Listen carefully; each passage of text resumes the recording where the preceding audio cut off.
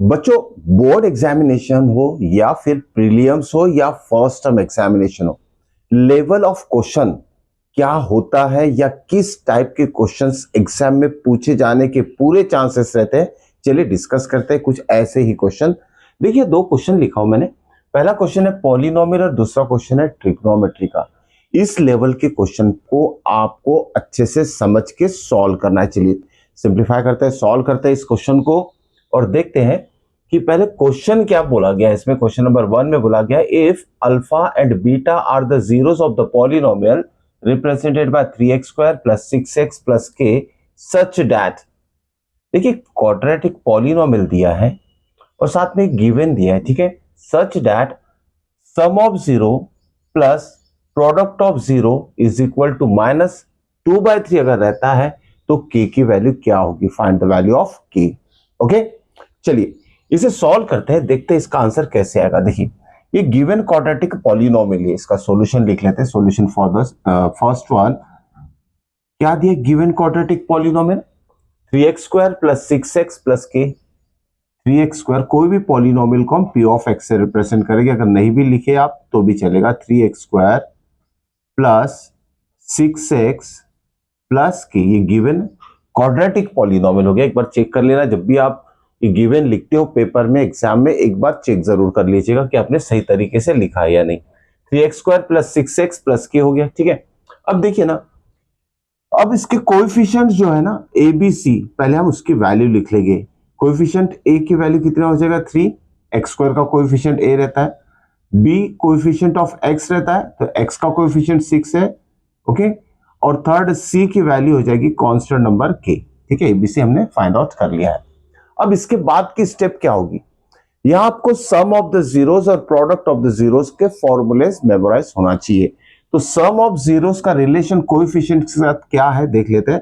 Some of zero कभी भी कितना आता है, -b अपॉन ए आता है, राइट। और प्रोडक्ट ऑफ जीरो कितना आता है, c अपॉन ए, ठीक है। अब यहां से हम सम ऑफ जीरो और product of zero find out कर लेंगे क्योंकि हमारे पास a b और c की वैल्यूज प्रेजेंट है। यहां देखिए, सम ऑफ जीरो कितना आएगा, सम मतलब alpha plus beta minus B upon A. तो यहां हम b की वैल्यू सब्सटीट्यूट कर देंगे, माइनस एज इट इज लिखना है आपको। b की वैल्यू 6 है, डिवाइडेड बाय a कितना है 3। तो सम ऑफ द जीरो कितना हो जाएगा, 3 1 जा 3 2 जा, -2 वैल्यू आ गई इसकी। अब बात करते हैं प्रोडक्ट ऑफ जीरोस की। देखिए, C4 कितना है, k, c k दिया है और a कितना है 3 है, ठीक है। तो प्रोडक्ट ऑफ जीरो भी निकाल लिया है हमने। सबसे पहला यही काम करना है, सम ऑफ जीरोस और प्रोडक्ट ऑफ जीरोस के वैल्यूज फाइंड आउट करना है, क्योंकि यही रिक्वायर्ड टर्म है। ध्यान में रखिएगा, जो गिवन कंडीशन है उसमें सम और प्रोडक्ट दिया है। अब क्या करेंगे हम, ये सम ऑफ जीरोस और प्रोडक्ट ऑफ जीरोस की वैल्यू यहां सब्स्टिट्यूट कर देते हैं, ठीक है। ओके, देखिए क्या दिया है, alpha plus beta plus alpha beta is equal to -2/3, ये गिवन है हमारा, ठीक है।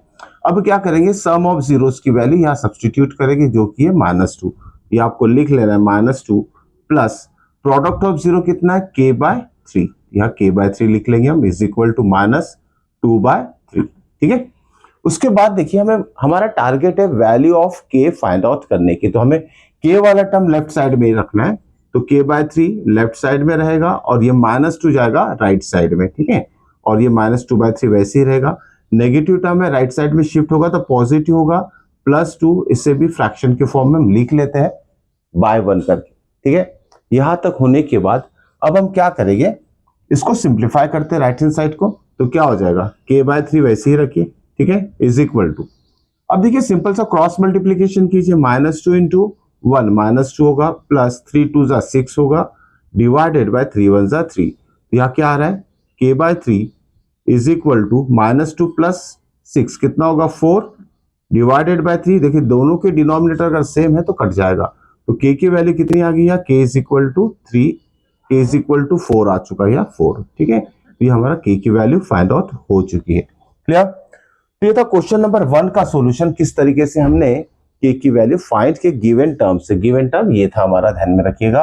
और यहां से हम कोएफिशिएंट्स फाइंड आउट करके, सम और जीरो फाइंड करके उसकी वैल्यू सब्स्टिट्यूट करके k की वैल्यू हमने फाइंड आउट की। चलिए क्वेश्चन नंबर 2 देखते हैं क्या दिया है इसमें। क्वेश्चन 2, अब देखिए ट्रिग्नोमेट्री का ये क्वेश्चन है।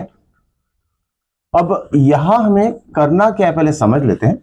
ओके, चलिए क्वेश्चन पहले समझ लेते हैं। यहां देखिए बड़ा अजीब सा इक्वेशन दिया है यहाँ, ठीक है, वेरिएबल्स दिए एक्स और वाई। तो पहले इक्वेशन समझ लेते हैं। X cos of 60 degree plus y cos of 0 degree plus sine 30 degree minus cot 45 degree, इस सब की वैल्यू आती है, बोला है 5 इज इक्वल टू 5 दिया है। तो हमें फाइंड क्या करना है, find the value of x plus 2y।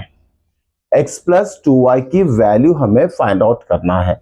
ये गिवन है, ठीक है, और इस गिवन का यूज करके हमें x plus 2y find out करना है। अब देखिए ना, ये जो गिवन है तो ये आपको सबसे पहले ट्रिग्नोमेट्री टेबल आना बहुत जरूरी है।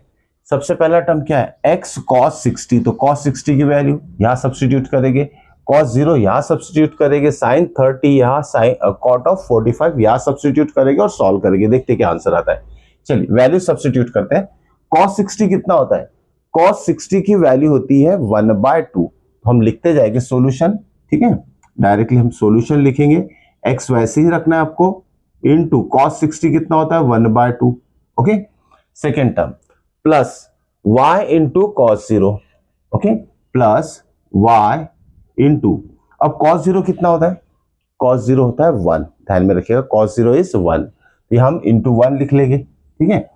नेक्स्ट थर्ड टर्म में क्या दिया, साइन ऑफ 30, साइन 30 की वैल्यू कितनी होती है 1/2, 1/2। ओके, नेक्स्ट कॉट ऑफ 45 दिया है, कॉट 45 होता है 1, ये हम लिख लेंगे -1 इज इक्वल टू 5। सारी वैल्यू सब्स्टिट्यूट हमने कर लिए। इस तरीके से हमें नंबर और वेरिएबल के फॉर्म में एक इक्वेशन मिला है। इसे प्रॉपर्ली अरेंज कर लेते हैं। x इंटू 1/2 कितना होगा, x/2, ठीक है, प्लस y इंटू 1 y ही होगा, ठीक है, प्लस 1/2, इस -1 को इधर भेज दीजिए, +1 हो जाएगा, ठीक है। इसके साथ मैंने सॉल्व नहीं किया, इसे डायरेक्टली -1 को इधर भेज दिया, तो +1, तो यहाँ 5 + 1 कितना हो जाएगा 6। अब इसे सॉल्व करने का सबसे आसान तरीका देखिए, जब कभी भी फ्रैक्शन के फॉर्म में इक्वेशन दिया है तो उसे सिंपल इक्वेशन कैसे बनाए। अब दोनों का डिनोमिनेटर क्या है 2, ठीक है, क्या हम सभी टर्म को मल्टीप्लाई बाय 2 कर सकते हैं, मल्टीप्लाई बाय 2, ठीक है। थ्रू आउट, हमें थ्रू आउट मतलब लेफ्ट साइड और राइट साइड सारे टर्म को अगर मल्टीप्लाई बाय 2 करेंगे तो ये एक आसान इक्वेशन बन जाएगा, और जो हमारा रिक्वायर्ड टर्म है x प्लस 2y उसकी वैल्यू भी हमें मिल जाएगी। चलिए मल्टीप्लाई करते हैं हम। तो पहला टर्म क्या है x/2, उसको 2 से मल्टीप्लाई कर दीजिए, x/2 plus second term y है तो इसे भी 2 से मल्टीप्लाई कर दीजिए, थर्ड टर्म 1/2 है तो इसे भी 2 से मल्टीप्लाई कर दीजिए, और इज इक्वल टू 6 को भी 2 से मल्टीप्लाई कर दीजिए। अब देखिए 2 कैंसिल हो जाएगा, यहां भी 2 कैंसिल हो जाएगा, तो रह क्या जाएगा यहाँ x प्लस 2 इंटू वाई क्या हो जाएगा 2y, और प्लस यहाँ 1 रहेगा, इज इक्वल टू 6 2 12, ठीक है। तो x प्लस 2y को हम लेफ्ट साइड में ही रखेंगे, और +1 इधर जाएगा तो -1 हो जाएगा, 12 - 1 कितना आएगा 11। तो हमारा x प्लस 2y की वैल्यू कितनी आ रही है 11। ओके,